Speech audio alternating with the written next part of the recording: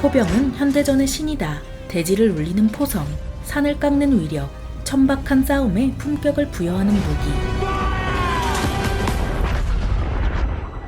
밀리터리 입문 야포편, 지금 시작하겠습니다.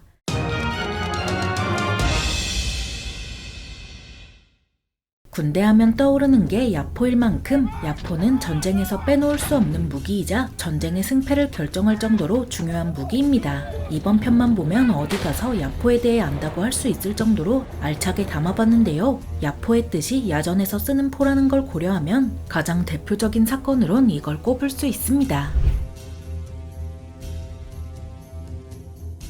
1453년에는 중세와 근대를 나누는 사건인 콘스탄티노폴리스 공성전에서 오스만 제국은 우르반 대포를 동원했는데요. 이 대포는 유럽 출신 엔지니어인 우르반이 만들어 동로마 제국에 팔 예정이었지만 제국이란 명색이 무색하게 돈이 없어서 무산됐습니다. 이에 우르반은 오스만 제국의 술탄 메흐메트 2세에게 가서 바빌론의 성벽도 무너뜨릴 수 있다라며 꼬드겼고 넘어간 술탄은 막대한 돈과 재료를 그에게 줬습니다. 그렇게 만들어진 우르반 대포는 전장 8m에 중량은 19톤으로 그 위력은 현대 전차만큼 강한데요. 하지만 하루에 7발 이상 쏘면 대포가 엿가락처럼 휘어진다는 한계가 있었고 300kg이 넘는 돌덩이를 구하는 것도 일이었죠. 우르반은 콘스탄티노폴리스 함락 이후 어떻게 됐는지 기록이 남아있지 않은데 학자들은 이를 두고 그가 자신이 만든 대포의 폭발에 휘말려 사망한 걸로 봤습니다. 당시 대포는 조약한 야금 기술에 눈대중으로 조절한 장약과 크기가 들쭉날쭉한 대포알이 더해져 폭발하는 사고가 종종 벌어졌는데 우르반은 갈 때도 예술적으로 갔네요.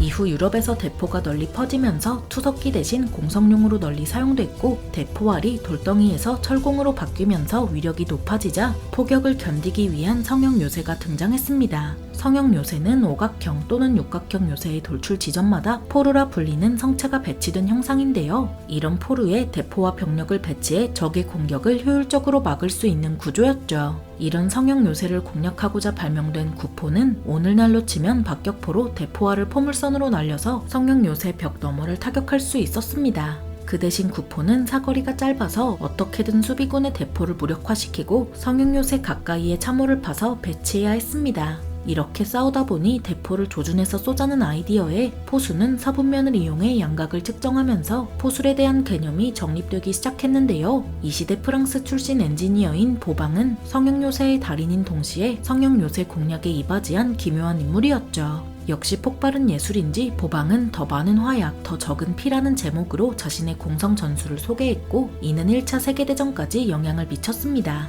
이런 대포는 나폴레옹 보나파르트가 권력을 잡는 데 결정적인 역할을 했고 그의 군대에서 빠질 수 없는 찐빵의 파츠였습니다. 나폴레옹이 도입한 그리보발 체계는 1765년에서 1774년 사이에 만든 대포 체계로 다른 나라의 대포보다 가벼우면서 사거리도 희생하지 않았다는 유럽을 제패할 정도의 장점이 있는데요. 속도와 기동성을 강조한 나폴레옹에게 그리보발 체계는 그야말로 날개를 달아줬죠. 하지만 1854년 크림 전쟁에서 대포의 한계가 드러나자 영국 출신 엔지니어인 윌리엄 조지 암스트롱은 더 가볍고 잘 맞는 포를 만들기로 마음먹습니다. 암스트롱은 대포알이 아닌 포탄을 발사하는 포를 설계하고 만들어서 영국 정부에 선보였고 그렇게 1855년부터 암스트롱 포가 쓰였습니다. 이렇듯 포가 더욱 강력해지자 프랑스 문학에 영향을 준 샤토브리앙 자작은 이런 강력한 포에 맞서 모집된 보병을 냉소적으로 대포 사료라고 표현했는데요. 한편 조선에서는 1866년 병인양요에서 프랑스군이 쓰는 암스트롱 포의 위력에 놀라 암스트롱 포를 도입했지만 기술, 가격 문제로 대량 생산하진 못했죠.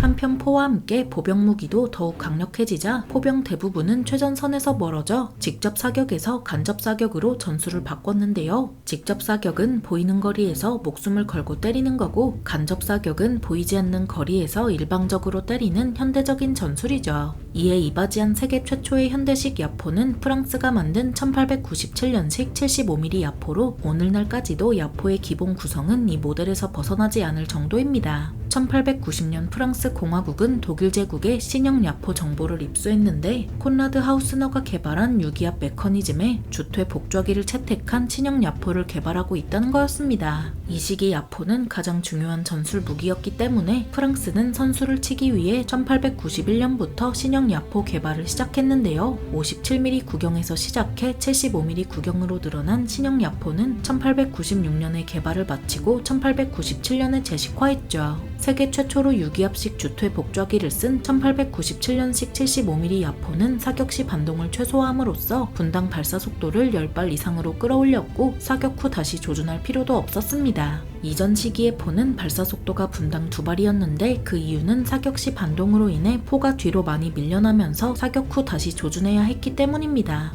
이후 세계 각국은 주퇴 복좌기를 쓴 야포로 포병 장비를 일신했지만 일본군은 주퇴 복좌기를 안 쓴 구식 야포를 써서 러일 전쟁에서 심각한 화력 부족에 시달리는데요. 일본군은 가뜩이나 부족한 포탄을 구식 야포로 분당 2발씩 날렸지만 러시아군은 넉넉한 포탄을 신식 야포로 분당 15발씩 날렸죠. 지상전에서 쓴맛을 본 일본은 곧바로 독일의 신형 야포를 여러 발주했고 러일 전쟁이 끝나고 나서 제식 채용했습니다. 이 시기 포병 교리는 아군 보병의 돌격을 포병이 직접 사격으로 엄호하며 적군 보병의 진영을 격파하는 데 집중했습니다. 하지만 이런 포병 교리는 1차 대전이 발발하면서 양날의 검이 되었는데요. 1차 대전 초기 벨기에 방면에서 프랑스군은 독일군의 진격을 막거나 아군의 후퇴를 엄호하는 임무에서 큰 효과를 봤지만 이후 벌어진 참호전에서는 효과를 보지 못했죠. 독일군은 유리한 고지를 선점하고 참호를 파서 1897년식 75mm 야포로는 큰 위력을 발휘하지 못해서 그 대신 간접 사격으로 포병을 잡는 데 썼습니다. 이렇듯 참호전은 1897년식 75mm 야포 같은 직사포의 효과를 크게 떨어뜨려서 곡사포의 수요가 많이 늘어났고 이에 프랑스는 1300문의 155mm A령 1877 함포를 M1910 152mm 곡사포 대차에 얹어 155mm A령 1877-14 곡사포를 도입했습니다.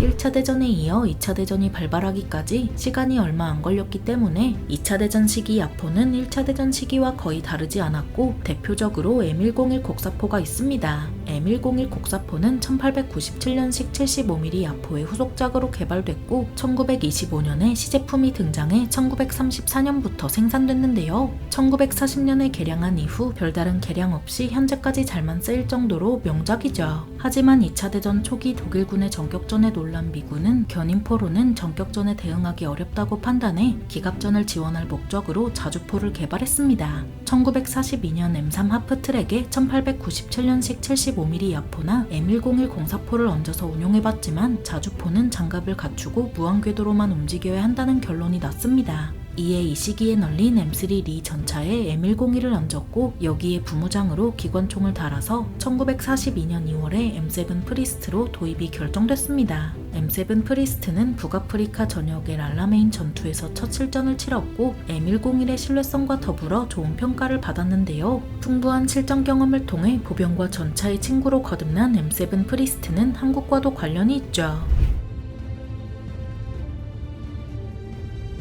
한국은 광복 이후 미군으로부터 M3 경량 105mm 곡사포 91문을 공여받았고 그대로 6.25 전쟁 초기에 썼습니다. 그러다 인천 상륙 작전으로 한반도에 들어온 미군은 M7 프리스트를 운용하면서 견인포에 비해 배치와 이동이 유연하다는 자주포의 장점에 푹 빠졌습니다. 하지만 높은 산과 언덕이 많은 한반도의 지형 때문에 M7 프리스트의 사각으론 높은 산을 넘어 쏘기 어려웠고 이에 사각을 최대 65도까지 늘리는 개량형이 등장했는데요. 그만큼 자주포에 푹 빠진 미군은 견인포보다 자주포를 집중적으로 투입했죠. 이렇듯 2차 대전과 6.25 전쟁으로 자주포의 유용성이 증명되자 냉전 시대에 더욱 발전한 자주포가 만들어졌지만 그렇다고 견인포가 묻히는 일은 없었습니다.